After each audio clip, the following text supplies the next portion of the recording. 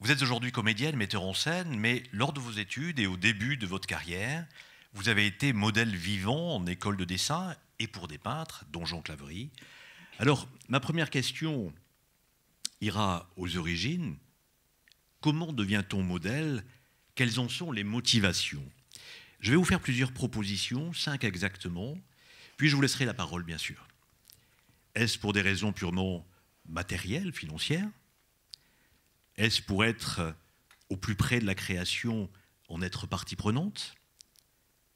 Est-ce comme au théâtre ou au cinéma une mise à disposition de son corps comme outil servant à la création d'une œuvre? Est-ce pour connaître la perception qu'ont les autres, en l'occurrence le dessinateur ou le peintre, de votre propre image?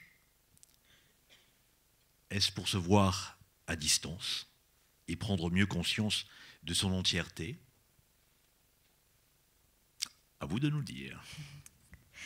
Merci, merci Jean de me faire venir ici, puisque c'est parce que je t'ai rencontré que je suis avec vous et je peux parler de cette expérience.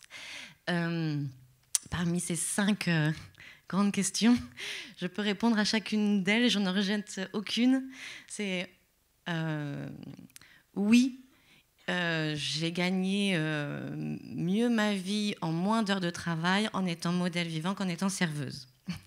Parce que ce n'est pas payé au SMIC, c'est un petit peu plus. Mais évidemment, ce n'est pas que ça. J'ai eu la chance d'avoir un papa passionné de peinture et qui, même étant né en province, en plein Berry, m'emmenait à Paris. Et étant jeune fille, j'avais 14 ans, 15 ans, il m'a emmenée au musée Rodin et il a fait, peut-être sans le savoir ou peut-être consciemment, il m'a donné mes premières expériences et sensations érotiques incroyables en voyant les sculptures de Rodin. Et puis, ma mère travaillait dans un magasin de cadeaux, où il y avait des reproductions. Les reproductions, voilà. Et moi, je jouais à la marchande, mais j'allais regarder tous les soirs en revenant de l'école les reproductions d'Egon Schiele, voilà. Et puis j'en achetais avec mon argent de poche, et donc j'avais des dos d'Egon Schiele, j'avais comme ça des Modigliani dans ma chambre. Et puis j'ai appris la danse. Et puis, sans le savoir, on ne sait pas ce qui nous guide. On parlait de qu'est-ce que l'un artiste, qu'est-ce que l'art et pourquoi on y va. En tout cas, ce qui est sûr, c'est que j'y allais. Ça nous guide, disait... Ça nous guide, disait Régine. Régine de Tombelle.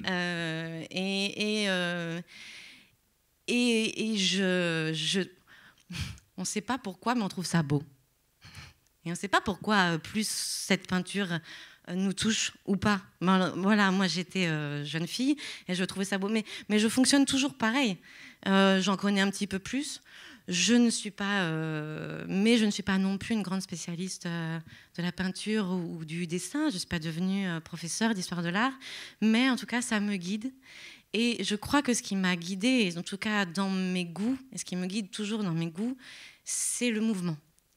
Et moi, je me suis rendu compte que je suis allée vers un art du mouvement, qui est celui d'abord de la danse, de toute façon de la scène. Je suis devenue comédienne et que c'est fondamentalement, c'est ça qui fait que je vibre. Voilà. Dans les différentes questions, être au plus près de la création. Au plus près de la création, très honnêtement, à aucun moment j'ai pensé à ça. Quand je suis devenue modèle vivant à 20 ans, je ne me suis pas dit je vais être au plus près de la création. Mais je me suis rendu compte, et puis les choses se passent aussi décante. Et puis après, voilà, on décante. Et au bout de 10 ans, on m'a invité à faire une performance que Jean décrivait tout à l'heure. Je vais pouvoir en parler un peu plus.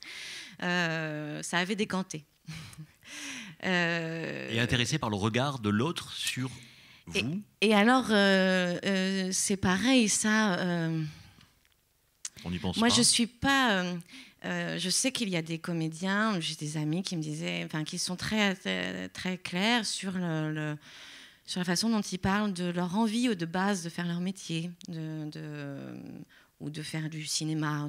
Moi, je suis pas du tout une comédienne qui a eu ce désir-là. J'aime le spectacle vivant. Et d'ailleurs,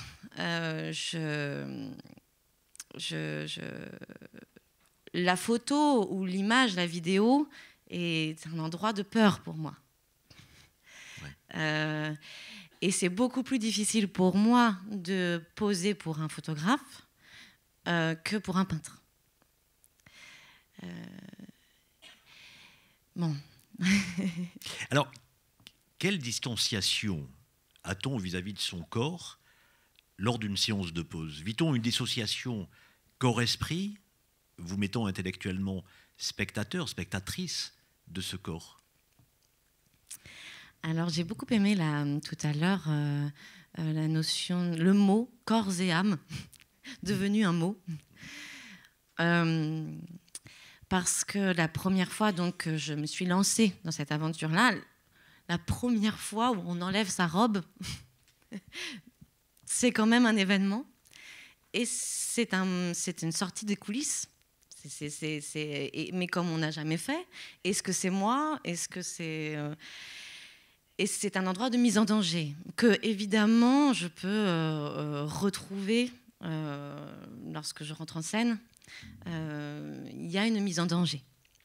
Et je pense que ça m'intéresse, moi, de la maintenir, cette mise en danger. Parce que c'est cette mise en danger qui maintient la pudeur, pour moi.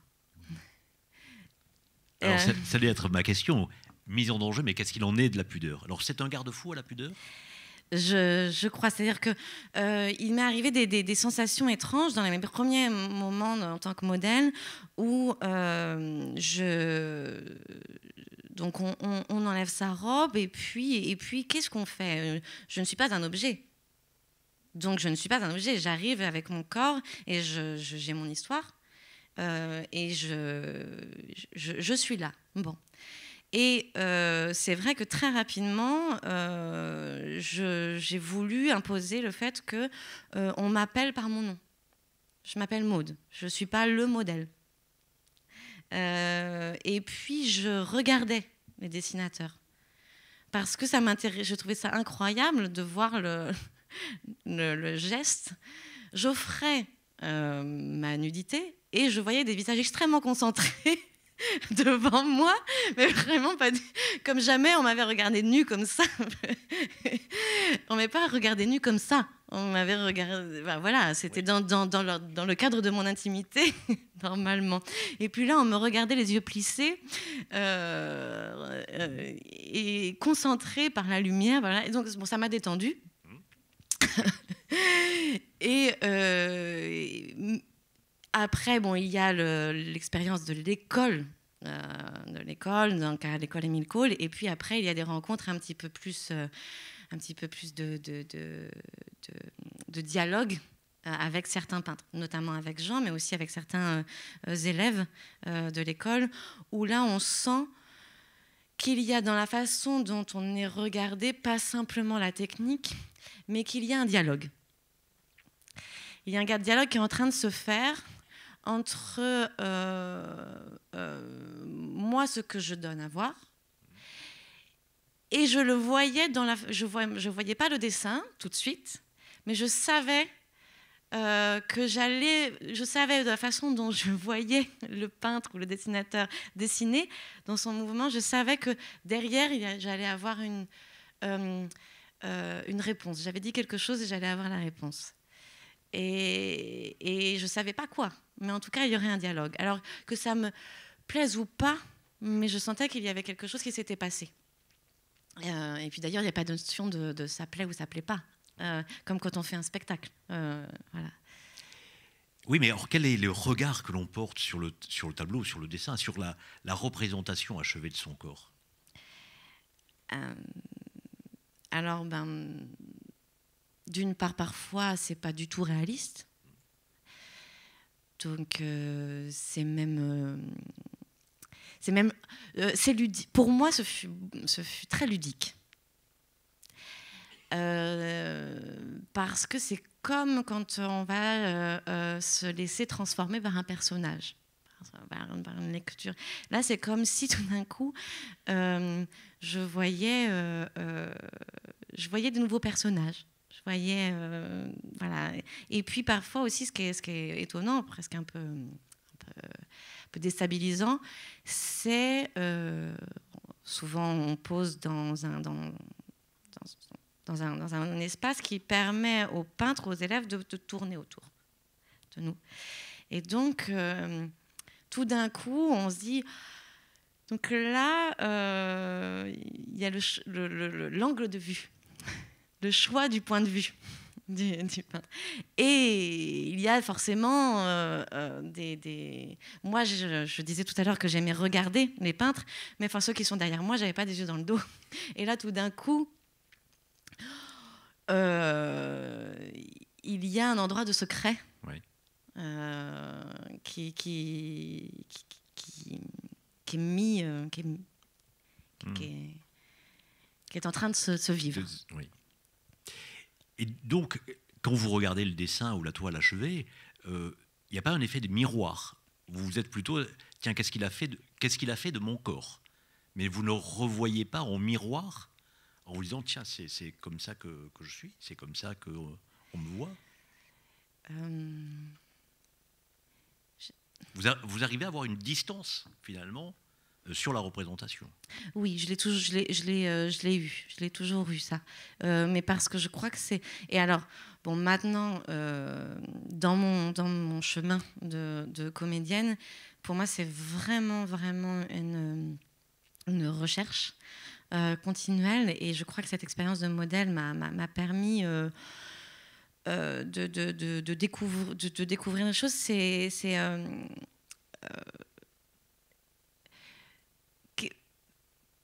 Qu'est-ce que c'est laisser voir? Et laisser voir, c'est pas forcément c'est pas un dessin anatomique où on ouvre et on offre ses boyaux, mais quand on rentre en scène ou sur d'autres spectacles, je crois que c'est important de laisser, pour le spectateur, de laisser de l'espace. Je pense qu'un peintre ou un dessinateur cherche le vide, cherche à quel endroit il va y avoir. Est-ce que le dessin se finit? Est-ce que c'est un trait, deux traits? La notion de croquis, d'esquisse, moi, m'a énormément inspirée et continue à m'inspirer sur mon travail de comédienne ou de metteur en scène. C'est-à-dire que, en tout cas, moi, ma recherche, elle est dans cette vibration-là. Ma recherche en tant que comédienne et metteur en scène. Et l'absence de saturation, au contraire, laisser de la respiration, laisser du vide, laisser l'air, laisser du silence. Voilà. Après, voilà, il y a un grand metteur en scène qui a, pour le domaine du spectacle vivant, qui a parlé de l'espace vide, c'est Peter Brook. Mais il y a comme ça des choses qui touchent à quel endroit on est dans le réel et la réalité. Ça, ce matin, les gens ont beaucoup parlé du réel, de la réalité. Moi, je crois que mon art, c'est l'art du présent. Et je travaille régulièrement avec un pédagogue qui s'appelle Alexandre Del Perugia, qui a fait d'ailleurs une thèse à Montpellier. Et qui dit que l'espace du plateau, c'est le monde réel. La réalité, c'est ailleurs, c'est en dehors du plateau. Oui, je comprends très bien. Y a-t-il, comme en psychanalyse, entre le patient et l'analysant, une volonté, un besoin de mise à distance entre le modèle et le peintre? Alors, bon, moi, je n'y ai pas échappé. Je suis tombée amoureuse d'un jeune peintre. Et boum. Malgré tout, malgré tout. Oui, et c'est... en ce moment, je travaille sur la création d'un nouveau spectacle, sur une correspondance amoureuse entre deux poètes, Paul Celan et Ingeborg Bachmann, qui sont deux grands poètes de langue allemande. Et surtout la femme, Ingeborg Bachmann, à la fois a écrit des romans, des poésies, et puis donc sa correspondance amoureuse qui est magnifique. Et elle demande à Paul Celan, dans un des moments de leur vie amoureuse, ne sommes-nous pas que des rêvés? Et dans certaines traductions, il y a aussi, moi je parle pas bien allemand, mais il y a certaines traductions qui traduisent le mot allemand en des rêveurs rêvés. Et c'est vraiment... ce matin, on parlait aussi que l'humain, c'est de la même manière qu'elle est complexe pour une comédienne au cinéma. Toute la question pour un ou une comédienne, la question du désir est une vraie question. Puisqu'on est là pour... si un metteur en scène nous engage, c'est qu'il y a eu un endroit de désir. Il n'est pas forcément sexué, mais il y a eu un endroit de désir. Qu'est-ce qu'on donne ? Comment on se montre et comment on maintient un fil. Oui, mais le désir naît de l'absence. Voilà. Donc. C'est pour ça d'ailleurs que dans le spectacle performance que j'ai fait, parce que j'ai été invitée sur un festival qui était dédié à l'érotisme et à la féminité. Bon, moi, vu mon expérience, vu cette thématique-là, j'ai voulu parler du rapport modèle vivant et peintre. Et effectivement, je trouvais pas du tout intéressant de montrer mon corps nu en public. C'est pour ça que j'étais toujours en train de passer entre les grands laits de Kraft. C'était du Kraft. Du calque. C'était du Kraft, mais éclairé par l'arrière, avec un éclairagiste extraordinaire qui permettait à ce que mon corps apparaisse en ombre chinoise. Et donc, à la fois, le spectateur voyait l'ombre chinoise de mon corps derrière, voyait le dessin en train de se faire, donc travailler sur l'absence et le désir de voir. Et quand je passais fugacement entre les différents pans de Kraft ou de calque, mais on en reparlera, je projetais un stromboscope qui éblouissait le spectateur. Donc, de toute façon, il ne pouvait jamais me voir complètement dans la lumière crue d'un atelier. C'est que pour les peintres, ça, c'est pas pour les spectateurs. Je regrette de ne pas l'avoir vu et qu'il n'y ait pas eu de captation. Il faudra refaire ça. Hein. Maud, vous n'échapperez pas à la question fil rouge. Une définition de l'art et de l'artiste ? Alors,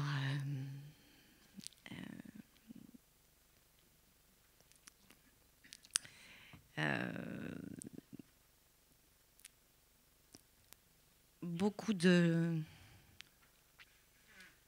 Pour l'instant, moi, dans mon parcours de vie, c'est beaucoup de recherche. Qui dit recherche dit doute, je pense. Et il y a parfois des moments où on n'a pas le recul de pourquoi on fait ça, mais ça nous guide. Et je crois que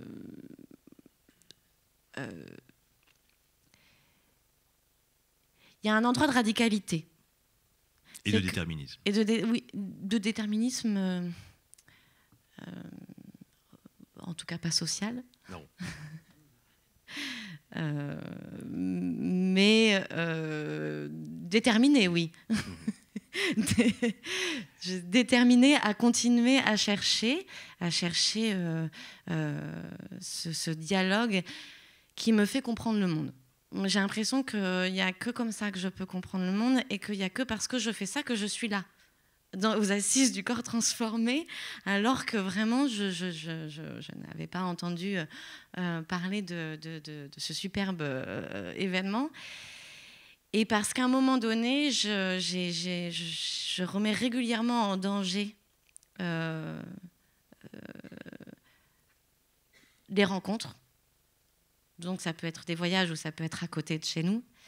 C'est parce que j'ai été modèle vivant, mais on ne sait pas trop pourquoi on y va, puis on y va. Et puis parce qu'on fait un stage de danse buto et que tout d'un coup, on travaille avec la chorégraphe juste après. Et bon, voilà, c'est... Dont l'émotion. Merci beaucoup, Maud, pour vos témoignages. Merci beaucoup. Merci.